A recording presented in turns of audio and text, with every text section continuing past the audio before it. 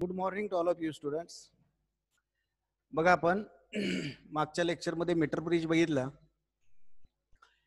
या अननोन रेजिस्टन्सच्या कॅल्क्युलेशनसाठी आपण हा एक नॉन रेजिस्टन्स रेजिस्टर वापरतो की जो राईट गॅपमध्ये जोडलेला आहे. बॅलन्सिंग कंडिशनच्या डिटेक्शनसाठी गॅल्व्हॅनोमीटर इथं जोडलेला आहे. पोटेन्शियल डिफरन्स अप्लाय करून त्या सर्किटमधून करंट प्रोड्यूस करण्यासाठी बॅटरी सोर्स जोडलाय. त्याचा ईएमएफ ई म्हणतो मी. त्याचबरोबर या ठिकाणी हे सर्किट ऑन ऑफ करण्यासाठी एक प्लग की जोडलेली आहे. त्याचबरोबर यामध्ये करंट कंट्रोल करण्यासाठी एक रिओस्टॅट जोडलाय. कंट्रोल्ड करंट आपण या सर्किटमधून पास करतो. रिओस्टॅटला 3 टर्मिनल असतात. ही 2 फिक्स टर्मिनल आणि हे व्हेरिएबल टर्मिनल. एक फिक्स टर्मिनल आपण कीला जोडले, एक सोडून दिले आणि एक व्हेरिएबल जोडले. अशा पद्धतीनं यामध्ये एक वायर आहे, थोडीशी रेजिस्टिव्ह वायर, ज्याचा रेजिस्टन्स मी म्हणतो सिग्मा एवढा आहे किंवा रो एवढा आहे. स्पेसिफिक रेजिस्टन्स रो एवढा आहे. आणि मग या वायरचा रेजिस्टन्स आपण आणि हे एक्स आणि आरबी अशा 4 रेजिस्टन्सचा एक विटस्टोन्स नेटवर्क तयार करतोय आणि त्याच्या सहाय्याने आपण अननोनची व्हॅल्यू कॅल्क्युलेट करतोय या लेंथच्या स्वरूपात. आता या ठिकाणी हा एक्सपेरिमेंट करत असताना काही एरर्स तुमच्या इन्व्हॉल्व होऊ शकतात. या एरर्सवर सुद्धा क्वेश्चन बोर्ड विचारू शकतं. आता कुठल्या कुठल्या एरर्स येऊ शकतात? तर पहिली एरर नंबर 1, ही वायर जी आपण वायर वापरलेली आहे यामध्ये, ही वायर ऍक्च्युअल सगळीकडे युनिफॉर्म पाहिजे.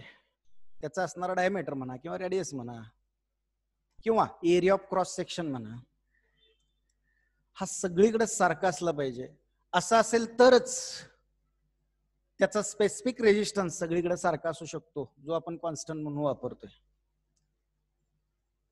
आणि मग या विश्वामध्ये आयडियल काहीच नाही. वायर तरी सगळीकडे युनिफॉर्म असेल असं आपल्याला म्हणता येत नाही. आणि मग error due to non uniformality of the wire is get involved in the measurement of this unknown resistance. Non uniformality मुळे काही एरर, इथं नुसतं नॉन युनिफॉर्मॅलिटी ऑफ वायर म्हणतो. नॉन युनिफॉर्मॅलिटी ऑफ वायर एक प्रकारची एरर यामध्ये इन्व्हॉल्व होऊ शकते मेजरमेंट मध्ये. नंबर 2, आणखी काय एरर येऊ शकते बघा. या ठिकाणी या स्टीलच्या किंवा हायली कंडक्टिव्ह मटेरियलच्या ज्या प्लेट्स वापरलेत आपण, 2 बेंड स्ट्रिप्स आहेत. इथे एक स्ट्रेट स्ट्रिप आहे. या स्ट्रिप्सवर कनेक्टर आहेत. कनेक्टर त्यापैकी ए आणि सी या 2 कनेक्टरला आपण ही रेजिस्टिव्ह वायर कनेक्ट करतोय. ते कनेक्ट करत असताना या ठिकाणी प्रॉपर कॉन्टॅक्ट होईल याची गॅरंटी देता येत नाही. थोडंसं लुजनेस राहू शकतो.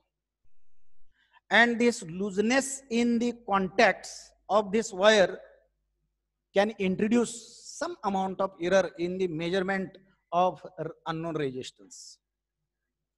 अशा पद्धतीनं लूज कॉन्टॅक्ट मुळे काही एरर मेजरमेंट मध्ये इन्व्हॉल्व होऊ शकते. नंबर 3 बघा. आता या ठिकाणी गॅल्व्हॅनोमीटर वापरतोय, सेन्सिटिव्ह डिव्हाइस आहे. आणि मग जॉकी पहिल्यांदा डिटेक्शन करत असताना ए च्या जवळ कनेक्ट करतोय आपण. आणि मग ए आणि जॉकीचा हा पॉइंट याच्यामध्ये असणारी ही जी रेजिस्टिव्ह वायर आहे ही कमीत कमी आहे. त्यामुळे जो पाथ निर्माण होतोय कुठला, ए पासून या गॅल्व्हॅनोमीटर मधून बी पर्यंत, या पाथ मध्ये कमीत कमी रेजिस्टन्स येतो. आणि मग हाय करंट सडनली जर पास झाला तर गॅल्व्हॅनोमीटर डिस्टर्ब होऊ शकतो आणि मग प्रॉपर तो डिफ्लेक्शन देत नाही किंवा त्याचा झिरो सुद्धा अनबॅलन्स होऊ शकतो. आणि त्यामुळं ए आणि सी च्या अगदी जवळ ही जॉकी कधीही टच करायची नाही किंवा कधीही आणायची नाही. आणि त्यामुळं थोडीशी एरर या मेजरमेंट मध्ये येऊ शकते गॅल्व्हॅनोमीटरच्या डिस्टर्बन्समुळे. मग इथं मी म्हणतो error due to touch a jockey near A and C. या दोन पॉइंटच्या अगदी जवळ ही जॉकी टच जर केली तर येणारी एरर. अजून एक प्रकारची एरर यामध्ये इन्व्हॉल्व होऊ शकते. Error number 4. ही जॉकी स्लाइड करत असताना, ही जॉकी त्या वायरवर स्लाइड करत असताना या गॅल्व्हॅनोमीटर मध्ये काही प्रॉब्लेम येऊ शकतात. अशा पद्धतीनं error involved in the measurement due to sliding of jockey असंही होऊ शकतं. आता या एरर्स मिनिमाइज कशा करायच्या, त्यासाठी what are the remedies to minimize these errors. मग मिनिमायझेशन साठी काय करता येईल आपल्याला एररच्या मिनिमायझेशन साठी? नंबर 1, त्याचे काही पॉइंट्स आहेत एरर मिनिमाइज करण्यासाठी.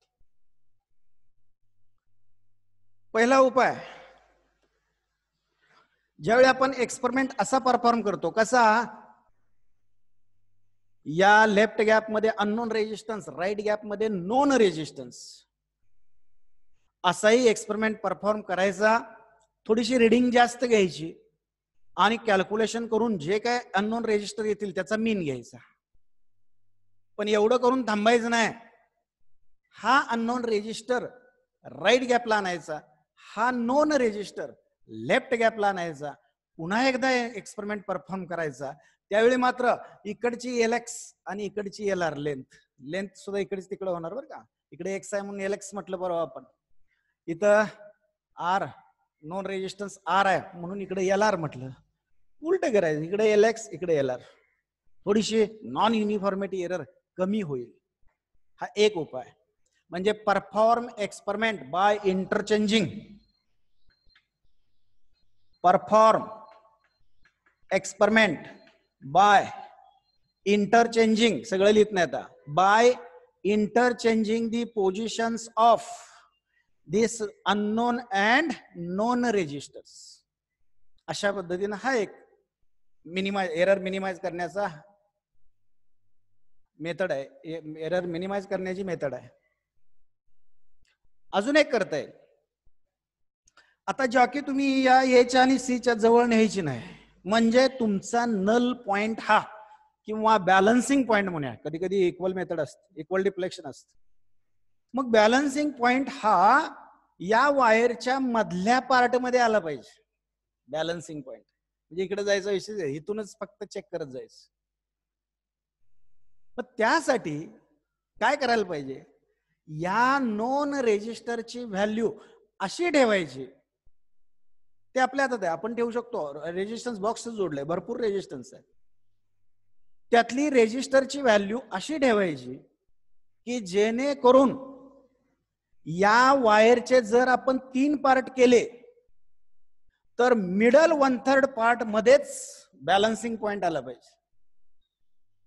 काय झालं पाहिजे, या मिडल 1/3 पोर्शन मध्येच बॅलन्सिंग पॉइंट आला पाहिजे. अशा पद्धतीचा आर आपण पहिल्यांदा ठेवतानाच ठेवायचं, म्हणजे इकडं ए च्या जवळ आणि सी च्या जवळ जाण्याचा विषयच येत नाही.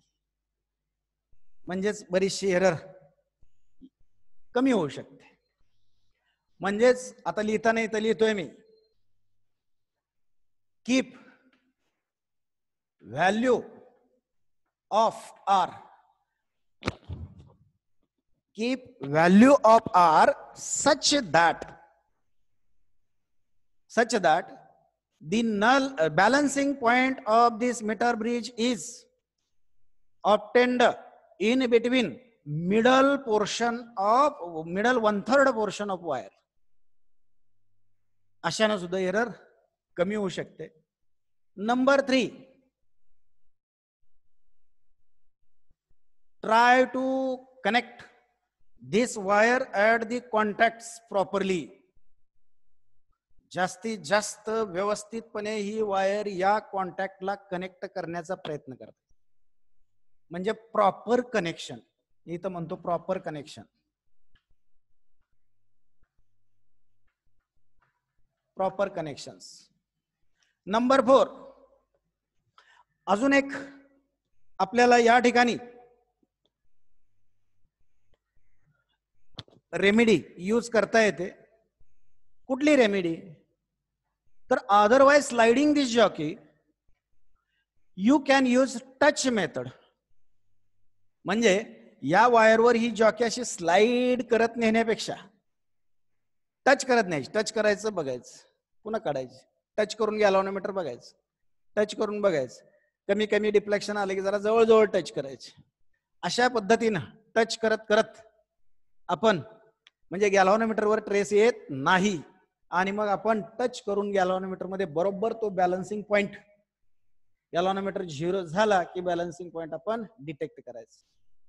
म्हणजे 4th remedy for the minimization of error in the measurement of resistance, that is otherwise sliding the jockey over the wire, you can touch the jockey at the different points and obtain the balancing point on this wire.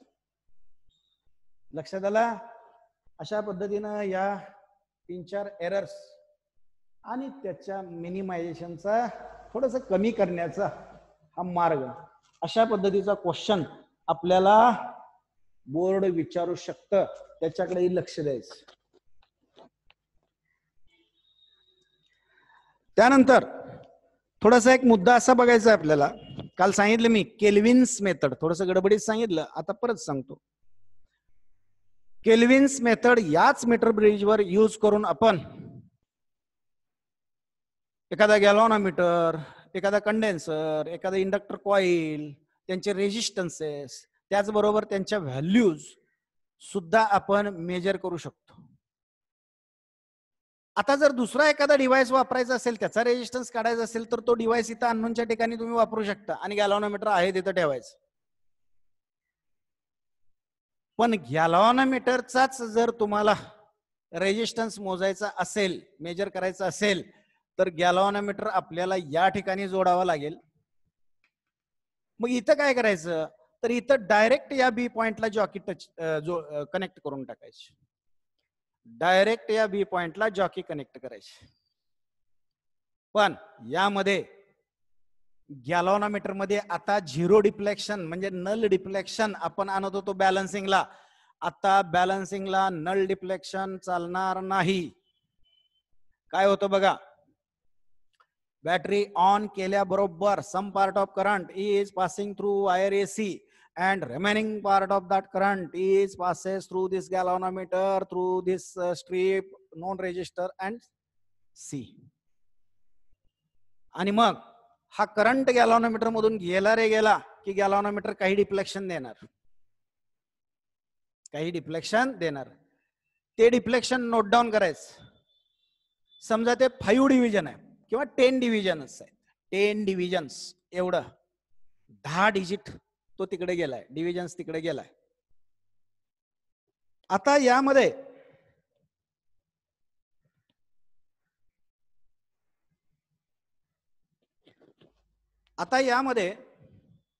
त्या divisions लक्षात ठेवायचे. आता jockey तुम्ही ए च्या जवळ touch केली, करायची नाही, बघायची, बघितले मिनिमम इथंच कुठेतरी करायची, पण सांगताना सांगतोय की मग या गॅल्व्हनोमीटरचा रेजिस्टन्स आणि इकडे या पाथ मध्ये या फक्त छोट्याशा वायरचा रेजिस्टन्स, बाकी हे कनेक्टर्स आहेत म्हणजे रेजिस्टन्सच नाही. म्हणून यातला मॅक्झिमम करंट या पाथ मधून जातो आणि गॅल्व्हनोमीटर मधला करंट कमी होतो, म्हणजेच गॅल्व्हनोमीटर मधलं डिफ्लेक्शन कमी होतं. आता तुम्ही जॉकी स्लाइड करायची म्हणजे या पाथ मधला रेजिस्टर वाढवायचा किंवा टॅप करत जायचं, वाढवत जायचं रेजिस्टर. आणि मग एक पॉइंट असा मिळतो की ज्या ठिकाणी या पाथ मधला या वायरचा रेजिस्टन्स या गॅल्व्हनोमीटरच्या रेजिस्टन्स पेक्षा थोडासा जास्त होतो, थोडासा जास्त होतो. मग आता रेजिस्टिव्ह पार्ट मधून रेजिस्टन्स म्हणजे अपोज टू करंट, मग तो सगळा करंट परत एकदा इकडून जाईल, म्हणजे परत एकदा 10 डिव्हिजन तो येईल, म्हणजे डिव्हिजन वाढत वाढत जातील, 10 आलं की थांबायचं. याला म्हणायचं equal deflection balancing method. Kelvin's method मध्ये, केल्विन्स मेथड ही आहे केल्विन्स मेथड, याला केल्विन्स मेथड म्हणतात. यामध्ये इक्वल डिफ्लेक्शन मेथड आहे, एवढं एक लक्षात ठेवायचं. या ठिकाणी या असणाऱ्या मीटर ब्रिजचा बॅलन्सिंग पॉइंट हा गॅल्व्हनोमीटरचा नल डिफ्लेक्शन किंवा झिरो डिफ्लेक्शन नाही, तो इक्वल डिफ्लेक्शन आहे. तेवढी एक गोष्ट लक्षात ठेवायची. आणि मग आता आपल्याला थोडस पुढे जायचंय. या व्हीटस्टोनच्या नेटवर्कचा यूज आणखी एका वेगळ्या प्रकारे करायचा आपल्याला, आणि त्यासाठी आपण कन्स्ट्रक्ट करणार आहोत अजून एक डिव्हाइस, त्याला म्हणतात पोटेन्शिओमीटर.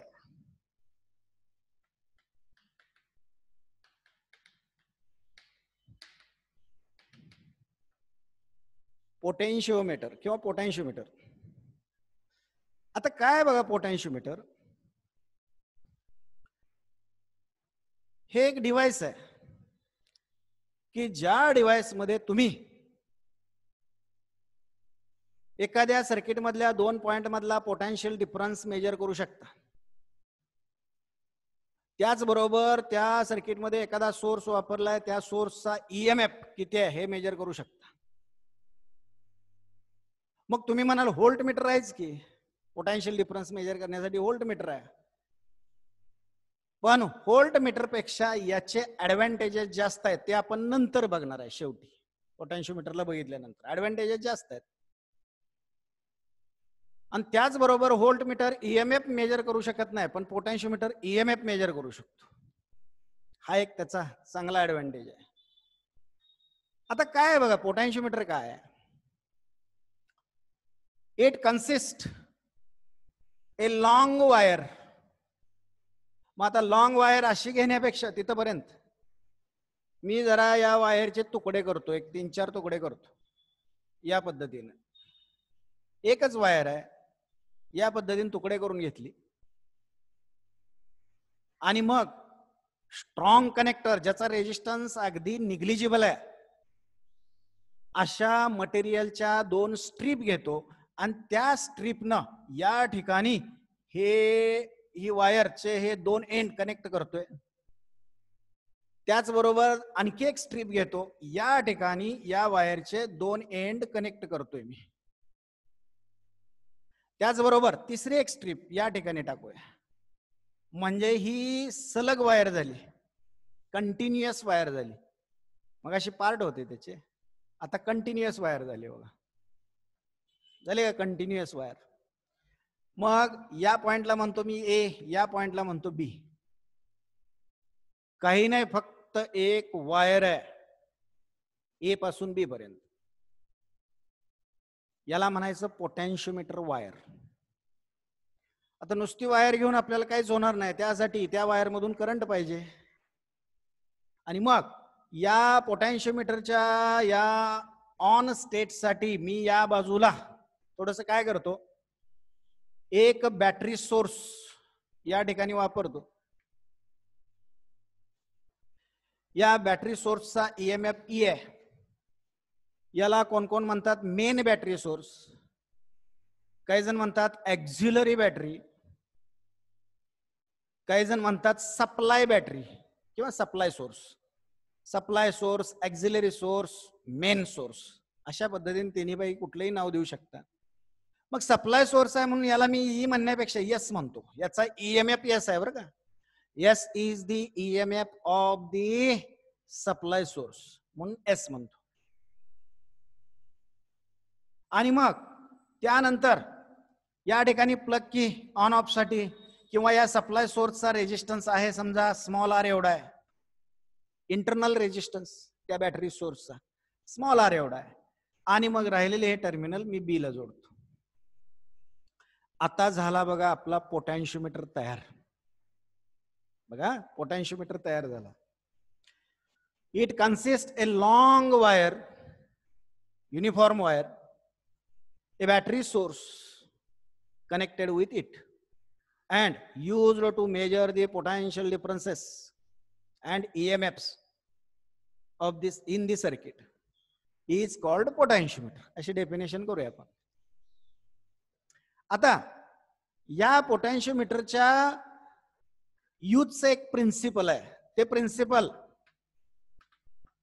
कुठल्या तत्वावर, कुठल्या प्रिन्सिपलवर हा वर्क करतो, कुठल्या तत्वावर काम करतो, हे तत्व आपल्याला अगोदर बघायचं.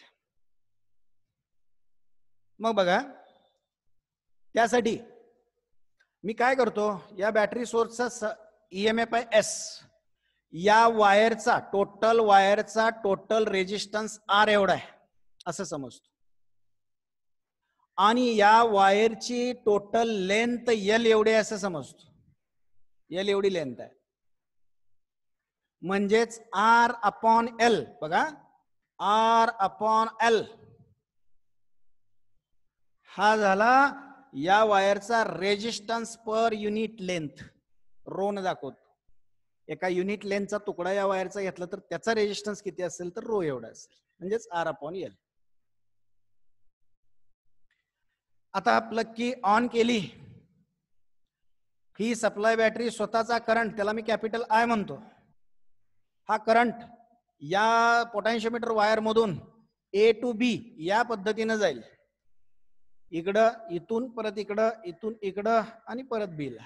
अशा पद्धतीने हा करंट या वायर मधून पास होईल, पुन्हा तो या बॅटरी मधून पास होईल.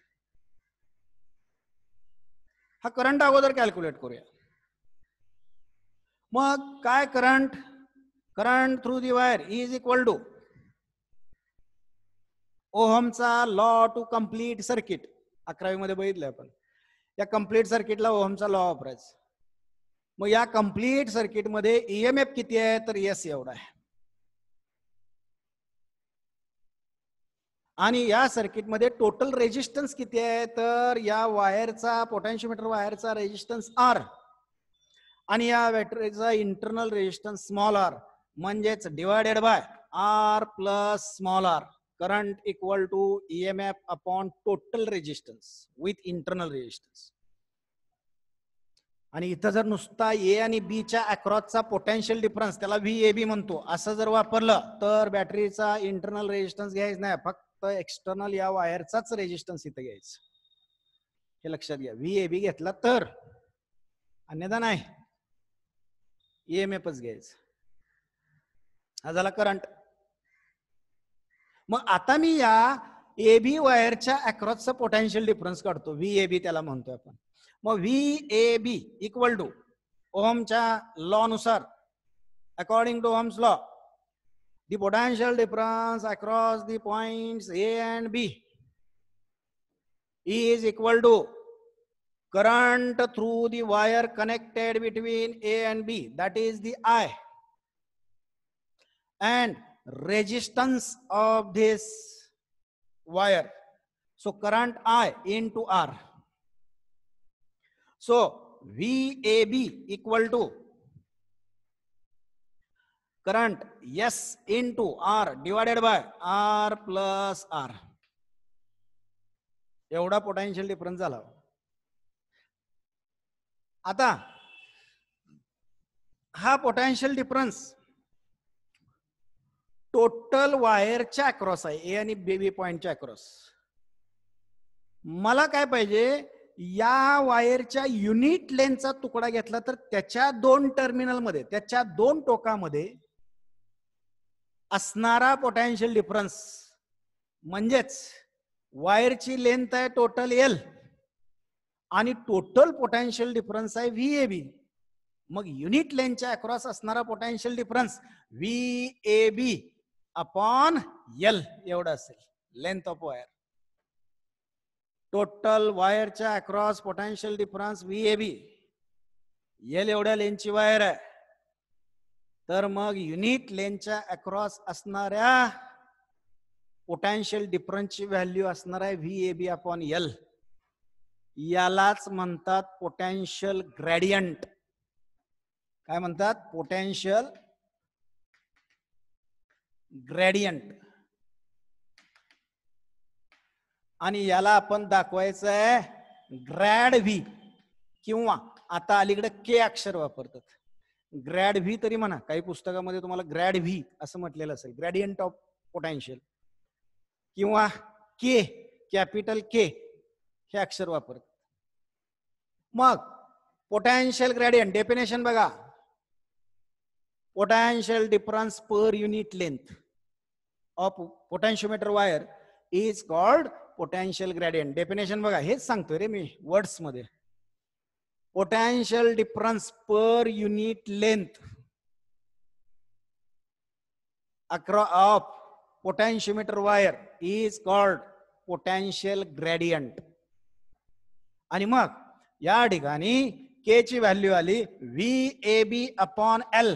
मग व्ही ए बी ची व्हॅल्यू इथं काढलेली आहे आपण, ही व्हॅल्यू तिथं पुटअप करू, म्हणजेच S R upon L into R plus R, हा आला बघा के, पोटेन्शियल ग्रॅडियंट म्हणजे युनिट लेंथच्या अक्रॉस असणारा potential.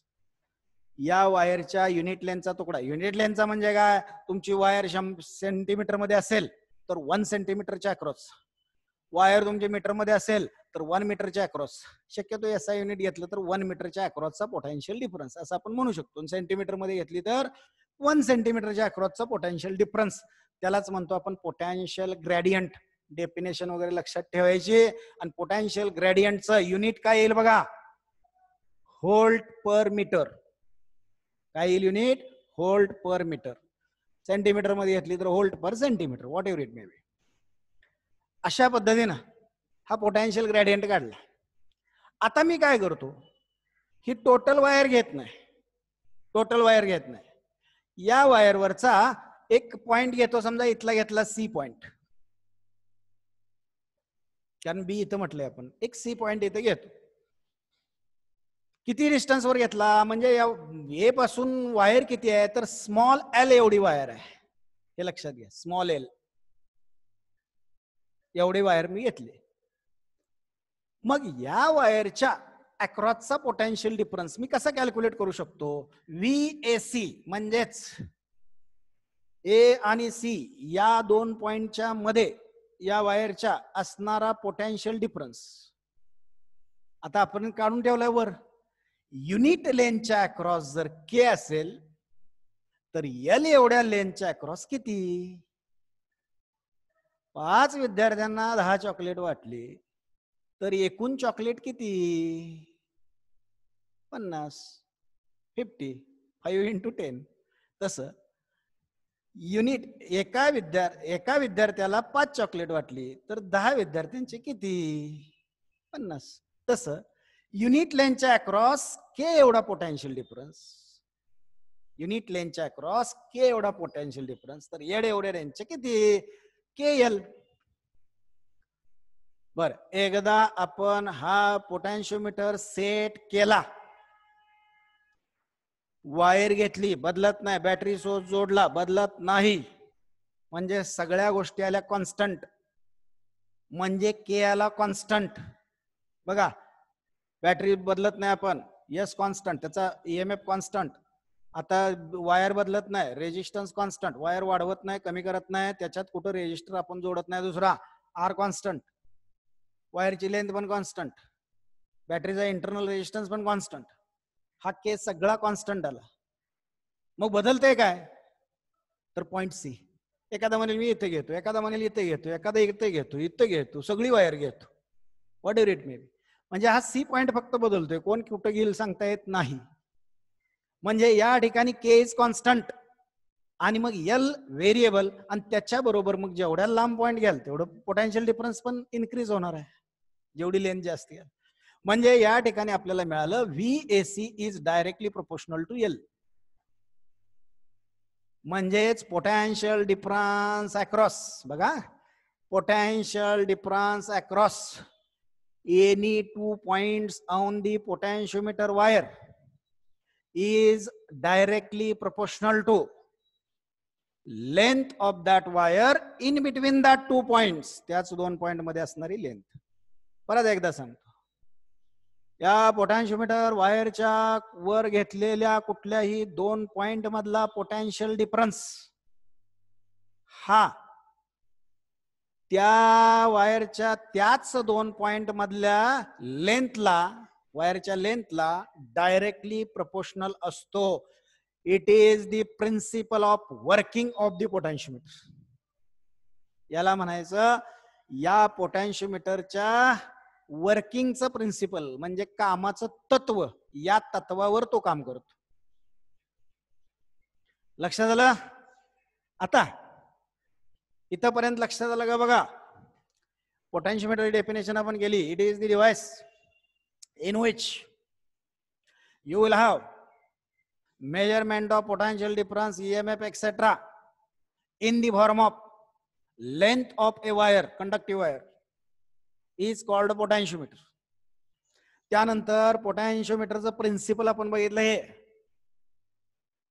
the potential difference across any 2 points on the wire is directly proportional to length of the wire between the 2 points.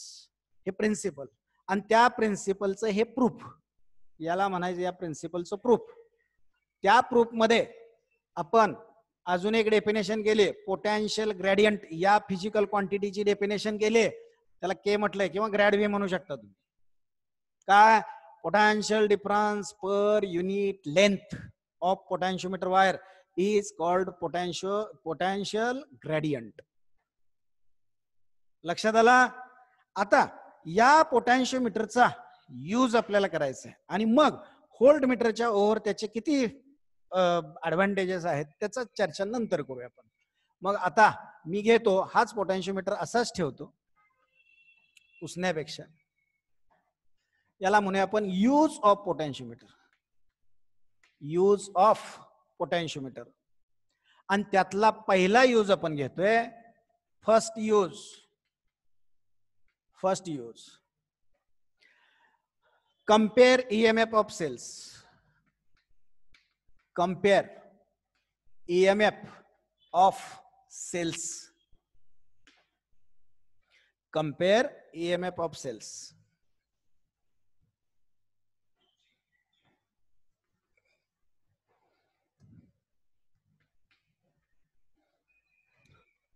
त्यामध्ये पण 2 method आहेत. एक सेपरेट मेथड, दुसरी त्याला म्हणतात सम अँड डिफरन्स मेथड. त्यातली पहिली घेतोय आपण, सेपरेट मेथड. Separate method. आता काय आहे बघा, काय आहे बघा. त्या अगोदर तुम्हाला मी 2 सेल दिलेत, बॅटरी सोर्स आपले सेल, आणि त्या 2 सेलला जे काही ईएमएफ आहेत त्या ईएमएफचं कंपॅरिझन करा. म्हणजे त्या दोघांच्या ईएमएफचा रेशो किती आहे मला सांगा.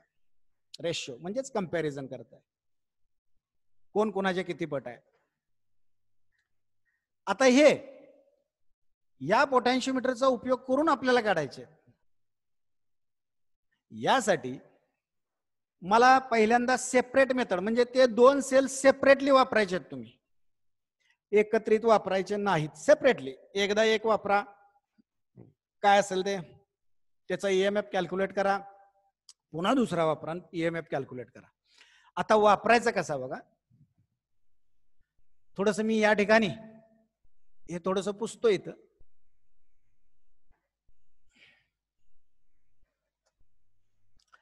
बघा, या पोटॅन्शियोमीटरचा हा ए पॉइंट आहे. आता इथं मी थोडस असं करतो, या ठिकाणी सर्किट ऑन ऑफ करण्यासाठी इथं एक प्लग की टाकतो, आणि यामध्ये मी गॅल्व्हॅनोमीटर आता वापरणार आहे बरं का. गॅल्व्हॅनोमीटर आता वापरणार आहे म्हटल्यानंतर आपल्याला कंट्रोल्ड करंट या सर्किट मधून पास झाला पाहिजे. कसला करंट? Controlled current. त्या करंटला कंट्रोल करण्यासाठी मी या ठिकाणी एक रिओस्टॅट टाकतो. त्या रिओस्टॅटची ही 2 फिक्स टर्मिनल, एक जोडलं कीला, दुसरं आहे तसं सोडून दिलं, आणि तिसरं टर्मिनल याचं, या रिओस्टॅटचं RH म्हणतो मी याला, रिओस्टॅटचं तिसरं टर्मिनल हे बी पॉइंटला, तिसरं म्हणजे व्हेरिएबल टर्मिनल, हे बी पॉइंटला जोडून टाकतो. बघा, आता या ठिकाणी आणखी एक लूप तयार करतोय मी सर्किटचं. लूप तयार करतो आणि ते लूप मी ए पॉइंटला जोडणार आहे. कुठल्या पॉइंटला? ए पॉइंटला. कशाच लूप करणार आहे? तुम्हाला 2 बॅटरीज दिलेत मी, त्यातली पहिली बॅटरी घेतली, त्याचा ईएमएफ E1 आहे, ती बॅटरी पहिल्यांदा तुम्ही या ठिकाणी घ्यायची, हा प्लस मायनस, त्याचं पॉझिटिव्ह ए पॉइंटला जोडायचं. हा ड्रॉबॅक आहे बरं का पोटॅन्शिओमीटरचा. जी दुसरी बॅटरी तुम्ही वापरणार आहे त्याचं पॉझिटिव्ह आणि हे ॲक्झिलरी बॅटरी जे आपण वापरले एस एवढ्या ईएमएफची, त्याचं पॉझिटिव्ह एकत्र आलं पाहिजे. असं आलं तरच आपल्याला पोटॅन्शिओमीटर यूज करता येतो. हा ड्रॉबॅकच आहे, पण असू द्या, काय हरकत नाही. आणि मग या बॅटरीचा ईएमएफ आहे E1, त्या बॅटरीचं निगेटिव्ह टर्मिनल मी जोडलं गॅलॉनोमीटरला आणि गॅलॉनोमीटरचं टर्मिनल जोडलं एका जॉकीला जे. लक्षात आलं?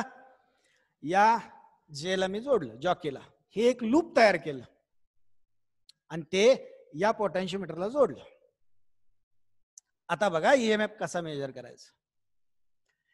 या जॉकीचं हे टिप एच्या अगदी जवळ ज्यावेळी तुम्ही कनेक्ट कराल, बघा त्याला मी पॉइंट पी म्हणतो किंवा P1 म्हणतो, त्यावेळी या ए आणि P1 या पोटॅन्शिओमीटरच्या 2 पॉइंट मधली पोटॅन्शिओमीटरची वायर, ह्याची पोटॅन्शिओमीटरची वायर कमीत कमी आहे, म्हणजे त्याच्या अक्रॉस असणारा हा पोटेन्शियल डिफरन्स VAP1, बघा किंवा इथे घेतो, त्याच्या अक्रॉस असणारा हा पोटेन्शियल डिफरन्स VAP1, कुणाचा पोटेन्शियल डिफरन्स लक्षात घ्या. या पोटॅन्शिओमीटर वायरचा विचार करतोय मी, या 2 टोकामध्ये असणारा या वायरचा, मगाशी बघितलं आपण पोटेन्शियल डिफरन्स, हा या लूप मध्ये या बॅटरीचा जो ईएमएफ आहे E1 याच्यापेक्षा लेस असतो. बघा E1 पेक्षा VAP1 लेस असतो आणि त्यामुळं ही बॅटरी स्वतःचा करंट, त्याला मी स्मॉल आय म्हणतो, असेल काहीतरी, स्वतःचा करंट या पाथमधून म्हणजे E1 to A to P1, P1 to jockey मधून, अशा पद्धतीनं गॅलॉनोमीटर मधून, या बॅटरीतून अशा पद्धतीनं या लूप मधून करंट पास होईल आणि मग this गॅलॉनोमीटर शोज सम डिफ्लेक्शन, काही डिफ्लेक्शन तो दाखवेल. आता आपण काय करायचं, ही जॉकी स्लाइड करायची या पोटॅन्शिओमीटर वायरवर, ए पासून बी कडे स्लाइड करत जायचं. म्हणजे काय होईल, या 2 पॉइंट मध्ये असणारी पोटॅन्शिओमीटर वायर वाढत जाईल, म्हणजे पोटॅन्शिओमीटर वायरची लेंथ याच 2 पॉइंट मधली वाढत जाईल आणि लेंथ वाढत जाते म्हणजेच त्या 2 पॉइंट मधला पोटॅन्शिओमीटर वायरचा पोटेन्शियल डिफरन्स वाढत जाईल, म्हणजे VAP1 वाढत जाईल. आणि मग अशा पद्धतीनं VAP1 वाढत गेला की तो ईच्या जवळपास येत जाईल, E1च्या जवळपास येत जाईल. तसा या बॅटरीचा या लूप मधला करंट कमी होत जातो, हा गॅलॉनोमीटर डिफ्लेक्शन कमी कमी कमी कमी होत जात, कारण या E1च्या ईएमएफ ला अडवणारा पोटेन्शियल डिफरन्स ह्या बॅटरीचा पोटेन्शियल डिफरन्स या 2 पॉइंट मधला पोटॅन्शिओमीटर वायरचा या बॅटरी सोर्सच्या ईएमएफ ला अडवत जाईल. आपण बघितलं इक्वल पोटेन्शियल असेल तर करंटच पास होत नाही, इक्वल पोटेन्शियल 2 पॉइंट मध्ये. आणि मग अशा पद्धतीनं तुम्ही जॉकी स्लाइड करत जायचं, म्हणजे या ठिकाणी गॅलॉनोमीटर मधलं डिफ्लेक्शन कमी कमी होत जातं आणि असा एक पॉइंट तुम्हाला याच्यावर मिळतो, हा P1. कुठं आला बघा, ही वायर संपली, मी लगेच इथून सुरुवात केली, इथं आलो मी आणि या ठिकाणी आल्यानंतर मला गॅलॉनोमीटर मधलं डिफ्लेक्शन 0 दिसलं, नल डिफ्लेक्शन, 0 डिफ्लेक्शन. ज्यार्थी galvanometer shows null deflection means there is no current, this small I through this loop E1 A to this wire to P1 to galvanometer. या लूप मध्ये असणारा करंट 0. याचा अर्थ असा होतो की या बॅटरीचा ए आणि P1 या 2 पॉइंट मध्ये असणारा हा पोटेन्शियल डिफरन्स VAP1 आणि त्या बॅटरी लूप मध्ये असणाऱ्या बॅटरी सोर्सचा EMF हे दोघं इक्वल असतील. त्यामुळं आता या बॅटरीला स्वतःचा करंट प्रोड्यूस करता येत नाही त्या लूप मधून, म्हणून गॅल्व्हॅनोमीटर शो 0 डिफ्लेक्शन. आता करंट एकच फक्त कुठला, या सप्लाय बॅटरीचा हा आय करंट या वायर मधून जाणारा तेवढाच करंट या सर्किट मधून. हे लक्षात आलं. मग ही VAP1 काढूया. मग अशी सांगितलं तुम्हाला पोटेन्शियल ग्रेडियंट जर K असेल तर VAP1 म्हणजे, किंवा इथं लिहितो VAP1 means K into length of wire between the 2 points into length of wire potentiometer wire between A and P1 या 2 पॉइंट मधले लेंथ. मग VAP1 equal to K into, आता या लेंथला हे बघा इथून इथपर्यंत काय समजा मी एका मीटरचे तुकडे केलेत. हा 1 मीटर म्हणजे 100 सेंटीमीटर. पुन्हा हा काय असेल, जे काय असेल ते मला L1 एवढी लेंथ मिळाली बघा इथपर्यंत, या P1 पर्यंत L1 एवढी लेंथ मिळाली असं समजूया आपण. L1 वाटल्यास इथं दाखवतो. L1 एवढी लेंथ मिळाली इथपर्यंत, ए पासून ते P1 पर्यंत L1 एवढी लेंथ मिळाली, म्हणजेच KL1 टाकूया इथं व्हॅल्यू. म्हणजे E1 तुम्ही मेजर केला, KL1 झालं बघा. इक्वेशन 1 म्हणतो मी त्याला. झालं का. या बॅटरी सोर्सचा EMF तुम्ही मेजर केला. K कसा काढायचा, मगाची इक्वेशन बघा. सप्लाय बॅटरीचा EMF इनटू या वायरचा काय असेल तो resistance capital R divided by वायरची लेंथ इनटू या वायरचा रेजिस्टन्स प्लस इकडे काय रेजिस्टर तुमचे असतील ह्या बॅटरीचा वगैरे जो काय असेल रिओस्टॅटचा तो मिक्स करून तो K काय कॅल्क्युलेट करतोय. एकदा पोटेन्शियोमीटर कन्स्ट्रक्ट केला की हा K कॉन्स्टंटच असतो. आणि त्यामुळं या बॅटरीचा EMF आपण मेजर केला. आता या ठिकाणी EMF मेजर केला का, तर हे लूप आपण ऑफ केलंय म्हणून त्या बॅटरीचा EMF 2 टोकामध्ये असतो. या बॅटरीचा, त्या बॅटरीचा A आणि P1 च्या मध्ये EMF असतो का, तर त्या बॅटरीला ऑफ केलं. बॅटरी ऑन असेल तर कधीही EMF नसतो, ध्यानात घ्या. पोटेन्शियल डिफरन्स असतो त्या बॅटरीचा. म्हणजे अशा पद्धतीनं आपण हा EMF कॅल्क्युलेट केला. आता काय करायचं बघा, दुसरी एक बॅटरी मी तुम्हाला दिले, ही बॅटरी डिस्कनेक्ट करा आणि आता ती दुसरी बॅटरी E2 एवढ्या पोटेन्शियलची टाका. झालं. ती बॅटरी E1 काढून बाजूला ठेवली. आता E2 बॅटरी या ठिकाणी लूप मध्ये जोडली आणि परत एकदा A1 A च्या जवळ जॉकी टच करायची, इकडं गॅल्व्हॅनोमीटर डिफ्लेक्शन देईल आणि मग अशा पद्धतीनं तुम्ही लेंथ शोधत यायचं वायरची, ज्या ठिकाणी गॅल्व्हॅनोमीटर नल डिफ्लेक्शन देईल. मगाचीच पद्धत आहे. मग समजा E2 जरा लेस आहे असं समजूया आपण फक्त. E1 पेक्षा E2 थोडीशी लेस आहे.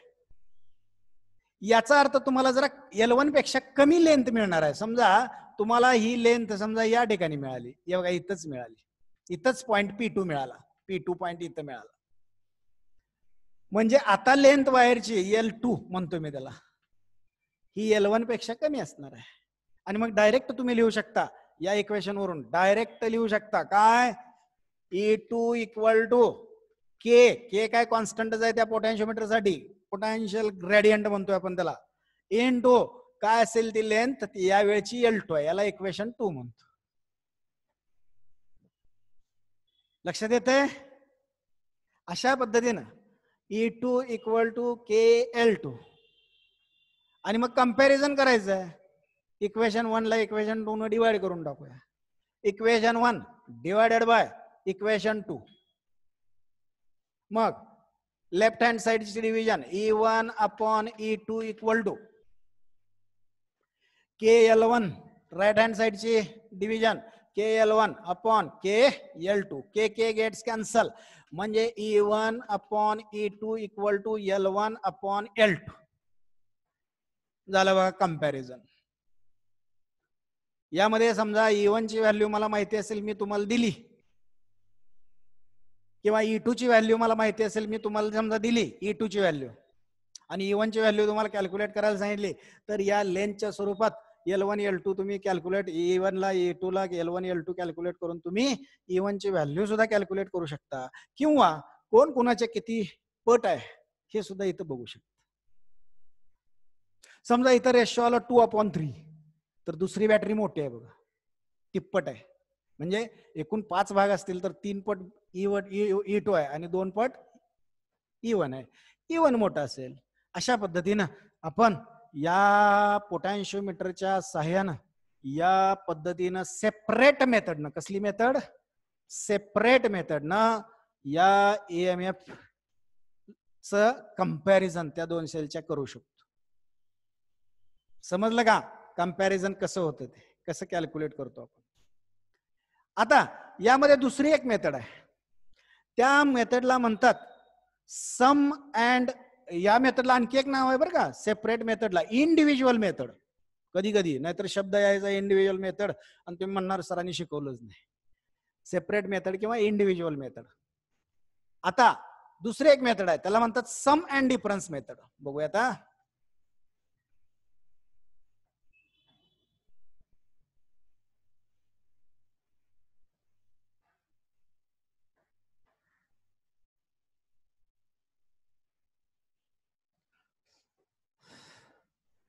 पहिला कंपॅरिझन ऑफ सेल मधला सेकंड मेथड.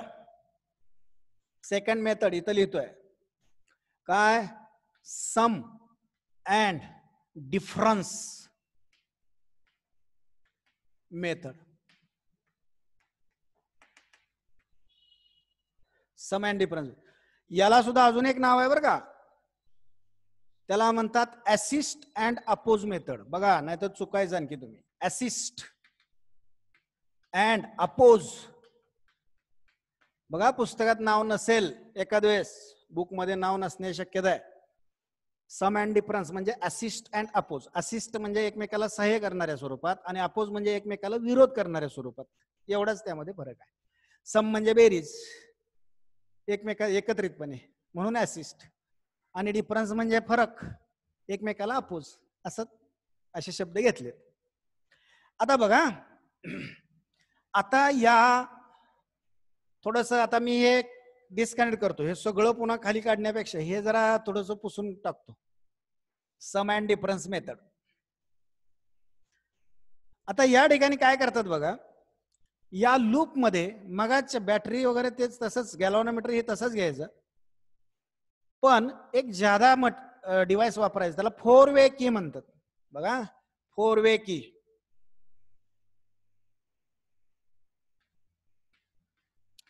चार कनेक्टर कसे असते, ऍक्च्युअल कसे असते बघा 4 वे की. मी जरा बाजूला काढून दाखवतो.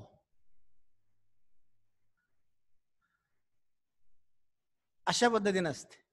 या ठिकाणी असतात कनेक्टर, हे बघा, आणि हे असतात गॅप्स, हे असतात गॅप इथं, आणि मग हे कनेक्टर 1 2 3 4 हे आपल्या सर्किटला जोडून टाकायचे. आणि मग हे जे गॅप्स असतात, यामध्ये गॅप मध्ये बसणाऱ्या प्लग की असतात, प्लग की. मग प्लग की तुम्ही इथं घातली की 1 आणि 4 कनेक्ट झालं बघा, इथं घातली 2 आणि 3 कनेक्ट झालं. त्याच उचलून तुम्ही इकडे घातल्या, आता 1 आणि 2 आणि 4 आणि 3 कनेक्ट झालं. लक्षात आलं का? याला म्हणतात 4 वे की. आता ही जी 4 वे की आहे, ती 4 वे की मी इथं काढलेली आहे. त्याला म्हणतो मी 1 2 3 4. आता सर्किट कसं जोडायचं बघा, तुमच्या पुस्तकात ते उलट दाखवलंय बरं का सर्किट. दुसरं, सगळी सर्किट एकाच पद्धतीने काढायची, एकदा सुलट तर सुलट, पुन्हा उलट करायची काय गरज आहे? खाली लूप आणि हे सगळं वर, गरज नाही, एकाच पद्धतीने कॅल्क्युलेट. आता मी काय करतोय बघा, मगाशी 2 बॅटरीज तुम्हाला दिलेत, त्यातली एक बॅटरी E1 एवढ्या EMF ची ही जरा मोठी बॅटरी आहे, त्याचा पॉझिटिव्ह येईल म्हणजेच ऑक्झिलरी बॅटरीच्या पॉझिटिव्हला येईल. हे बघा अशा पद्धतीनं या जोडलं पॉझिटिव्ह बॅटरीचं आणि निगेटिव्ह 1 पॉइंटला जोडून टाकलं. या 4 वे कीच्या पहिल्या कनेक्टरला जोडून टाकलं. आता बघा हे तिसरं जे आहे, हे तिसरं डायरेक्ट जोडायचं गॅल्व्हनोमीटरला जी, आणि गॅल्व्हनोमीटरचं राहिलेलं जॉकीला. आता दुसरी बॅटरी घ्यायची E2 एवढ्या EMF ची. ती बॅटरी कुठे जोडायची, तर हा 2 ला पॉझिटिव्ह आलं पाहिजे त्याचं. ही या बॅटरीचा EMF E2 आहे आणि राहिलेलं निगेटिव्ह इथं 3 ला न जोडता, हे साइन बघा इथं मी काढलंय, असा याचा अर्थ ही वायर आणि ही वायर एकमेकाला कनेक्ट नाही, हे लक्षात घ्या. आणि मग हे डायरेक्ट आणून मी जोडणार आहे 4 ला. आलं का डोक्यात? अशा पद्धतीनं मी ह्या 2 बॅटरीज इथं जोडून टाकल्या. आता सम आणि डिफरन्स काय आहे बघा, इथं बाजूला सांगतोय तुम्हाला. 2 बॅटरीचा सम करायचा म्हणजे एकूण पोटेन्शियल डिफरन्स दोघांचं एकत्रितपणे असलं पाहिजे. मग त्यासाठी बॅटरी कशा जोडतो आपण, एखाद्या टॉर्च मध्ये सेल टाकता की सेलचा पॉइंट म्हणजे पॉझिटिव्ह असतो, बॉडी म्हणजे निगेटिव्ह असते. आणि मग तो पॉइंट पुढं मागचा सेल टाकताना पुढच्याच्या बॉडीला मागच्याचा पॉइंट, पुन्हा आणखी तिसरा सेल टाकताना पुढच्याच्या बॉडीला मागच्याचा पॉइंट, याला म्हणतात सम. म्हणजेच या ज्या 2 बॅटरीज आहेत, या 2 बॅटरीज जर अशा पद्धतीनं जोडल्या, कशा पद्धतीनं, तर पहिल्याचं निगेटिव्ह दुसऱ्याच्या पॉझिटिव्हला, हे बघा E1 E2 असं जर जोडलं आणि मग पहिल्याचं पॉझिटिव्ह आणि दुसऱ्याचं निगेटिव्ह पुढच्या कनेक्शन साठी घ्यायचं आपल्याला, अशा पद्धतीनं 2 बॅटरीज जर तुम्ही कनेक्ट केल्या तर याला म्हणायचं सम. एकूण पोटेन्शियल डिफरन्स असतो E1 प्लस E2. लक्षात घ्या, एकूण पोटेन्शियल डिफरन्स आपलं EMF एकूण E1 प्लस E2 त्या पाथमध्ये.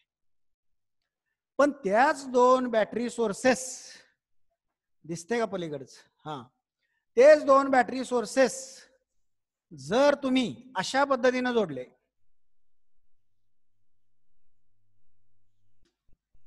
बघा त्यांचे पॉझिटिव्ह पॉझिटिव्ह एकत्र आणले, पॉझिटिव्ह पॉझिटिव्ह एकत्र, आणि इकडच्याचा निगेटिव्ह आणि इकडच्याचा निगेटिव्ह फर्दर कनेक्शन साठी, तर याला म्हणायचं डिफरन्स. म्हणजे इथं EMF एकूण असतो E1 मायनस E2. परंतु लक्षात घ्या असं कॉम्बिनेशन आपल्याला चालणार नाही.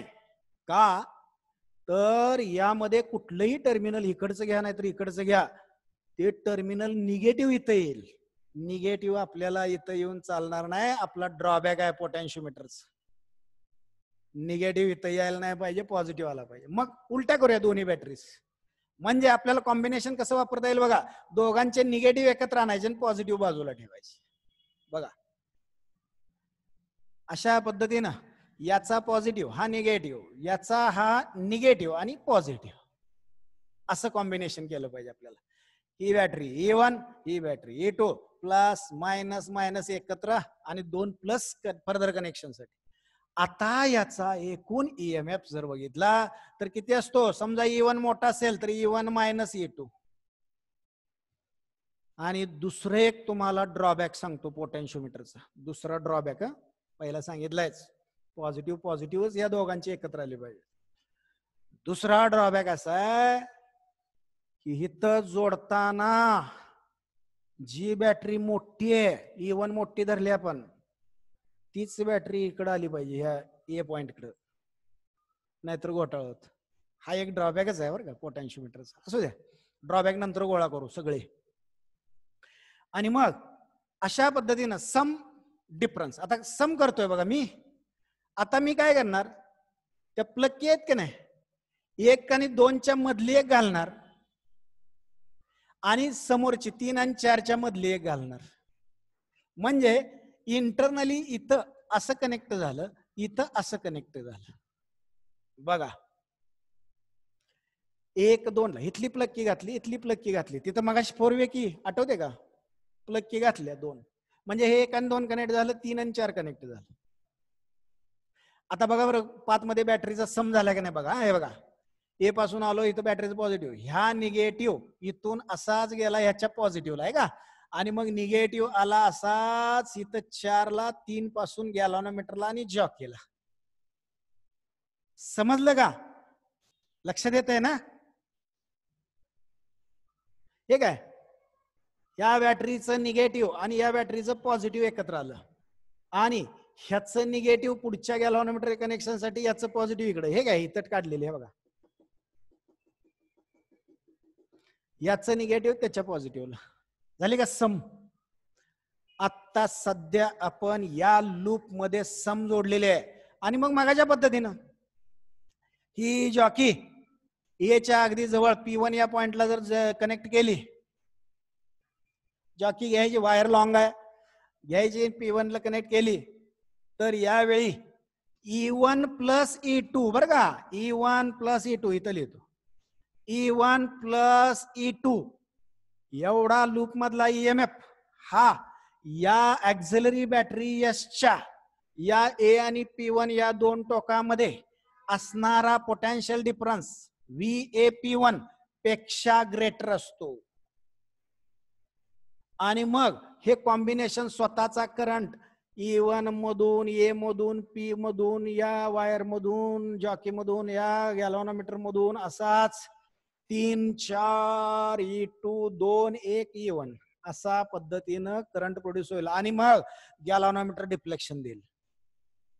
आता स्लाइड करा जॉकी ए पासून बी कडे पोटॅन्शियोमीटर वायरवर, म्हणजे हा पोटेन्शियल डिफरन्स VAP1 वाढत जातो, आणि शेवटी एक पॉइंट P1 असा मिळतो की ज्या पॉइंटला जॉकी तुम्ही टच केली रे केली बघा, जॉकी टच केली किंवा तिथं आला की तुम्हाला कंडिशन मिळते total EMF in this loop is equal to VAP1, आणि त्यावेळी गॅलव्हॅनोमीटर शो 0 डिफ्लेक्शन का, आता हा VAP1 E1 प्लस E2 ला स्वतःचा करंट त्या लूप मधून प्रोड्यूस करू देत नाही, इक्वल लक्षात.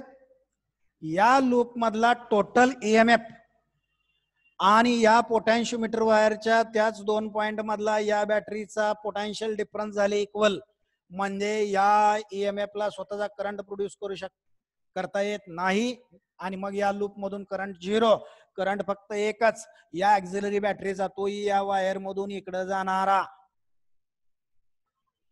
आणि मग VAP1 मग सारखं काढूया, it is equal to K potential gradient into length of wire, length घेऊया, इथून जे तुम्ही लेंथ ए पासून मेजर करायला सुरुवात केली ते कुठपर्यंत P1 पर्यंत, L1 एवढी लेंथ आली, आणि मग K इंटू L1 हे झालं बघा E1 प्लस E2, याला म्हणतो मी इक्वेशन 1, याला इक्वेशन 1 म्हणतो.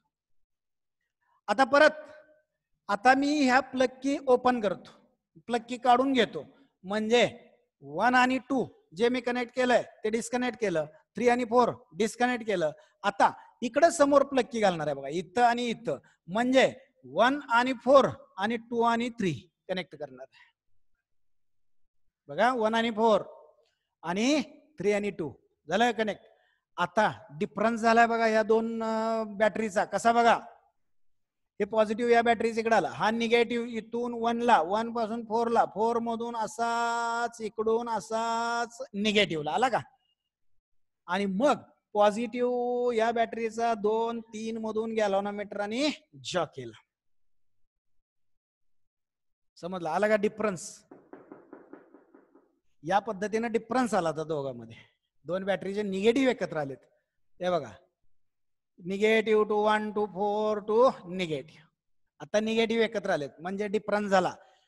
आता या लूप मध्ये EMF असणार आहे E1 मायनस E2 एवढा EMF असणार आहे, E1 मायनस E2 एवढा EMF, आणि मग तुम्ही ही जॉकी परत एकदा या एच्या जवळ P2 पॉइंट म्हणतो मी आता P2 पॉइंट म्हणतो, जवळ टच केली की तुम्हाला कंडिशन मिळणार आहे या लूपचा म्हणजे लूप मधल्या बॅटरीचा एकूण ईएमएफ याच दोन टोकामधला ए आणि P2 मधला हा ग्रेटर दॅन या ऍक्झिलरी बॅटरीच्या ए आणि P2 मधल्या पोटेन्शियल डिफरन्स पेक्षा ग्रेटर असणार आहे. मग गॅलव्हॅनोमीटर म्हणजे ह्या बॅटरी सोर्स दोघं डिफरन्स एवढा ईएमएफ ना स्वतःचा करंट या लूप मधून प्रोड्यूस करतील आणि गॅलव्हॅनोमीटर डिफ्लेक्शन देईल. करा स्लाइड आता जॉकी मगाच्या पद्धतीनं गॅलव्हॅनोमीटर मधलं डिफ्लेक्शन कमी कमी कमी होत येतं, म्हणजे याचा पोटेन्शियल डिफरन्स वाढत जातो, म्हणजे VAP2 वाढत जातो. आणि मग एक पॉइंट असा मिळतो, मी या ठिकाणी घेतो समजा P2 पॉइंट, या ठिकाणी असणारी लेंथ L2 म्हणतो. या P2 पॉइंटला ज्यावेळी तुमची ही जॉकी टच होईल म्हणजे P2 पॉइंटला याल त्यावेळी कंडिशन होईल E1 minus E2 equal to VAP2. आणि मग या बॅटरी सोर्सेस ना आता स्वतःचा करंट प्रोड्यूस करता येत नाही, galvanometer shows null deflection, zero deflection. आणि मग VAP2 कसा काढायचा, लेंथ आहे L2 आणि पोटेन्शियल ग्रेडियंट आहे K, E1 minus E2 equal to KL2. झालं इक्वेशन 2. आता कंपॅरिझन करायचं आहे, 1 ला 2 ने डिवाइड करतो, इक्वेशन 1 डिवायडेड बाय इक्वेशन 2. आणि त्याचबरोबर मग left hand side E1 upon E1 plus E2 upon E1 minus E2, 1 ची लेफ्ट साइड 2 ची लेफ्ट साइड डिव्हिजन केलं equal to KL1 upon KL2. K gets cancel म्हणजे राहिलं फक्त L1 अपॉन L2. समजते, राहिलं फक्त काय L1 अपॉन L2. पण आपल्याला E1 आणि E2 चं कंपॅरिझन पाहिजे, मग आपण करूया componendo dividendo. E1 plus E2 plus E1 minus E2, numerator मध्ये डिनॉमिनेटर ऍड केला, डिवायडेड बाय न्यूमरेटर मधून डिनॉमिनेटर सबस्ट्रॅक्ट करतोय म्हणजे याची साइन्स चेंज होतील. E1 plus E2 minus E1 plus E2 equal to इकडे तसंच L1 plus L2 upon L1 minus L2. इथं minus E2 plus E2 gets cancel, इथं plus E1 minus E1 gets cancel. इथं काय झालं बघा, twice E1 upon E2 plus E2 twice E2 is equal to L1 plus L2 upon L1 minus L2. 2 gets cancel म्हणजेच E1 upon E2 equal to L1 plus L2 upon L1 minus L2 झालं बघा. अशा पद्धतीनं सम and difference मेथडनं आपण EMF चं comparison करू शकतो. लक्षात. आता यातलंच मगाशी सेपरेट मेथड घेतलं की नाही, यातलं अर्ध obtain the EMF of a cell by the use of potentiometer असं पण विचारतील बरं का, अर्धच लिहायचं त्यातलं, असं विचारलं तर अर्धच लिहायचं. अशा पद्धतीने आपण सेपरेट मेथडनं E1 E2 चं कंपॅरिझन केलं आणि सम अँड डिफरन्स न सुद्धा E1 E2 चं कंपॅरिझन केलं. मगाशी आपल्याला फक्त E1 upon E2 equal to L1 upon L2 आलं होतं. आता काय आलं, E1 upon E2 equal to L1 plus L2 upon L1 minus L2. अशा पद्धतीनं कंपॅरिझन करू शकतो. आता इथं थोडस थांबूया, अजून एक या पोटेन्शियोमीटरचा यूज आहे तो, आणि व्होल्ट मीटरच्या ओव्हर त्याच्या ऍडव्हान्टेजेस आणि डिसएडव्हान्टेजेस या सगळ्या गोष्टी आपण नंतरच्या लेक्चरला पाहूया.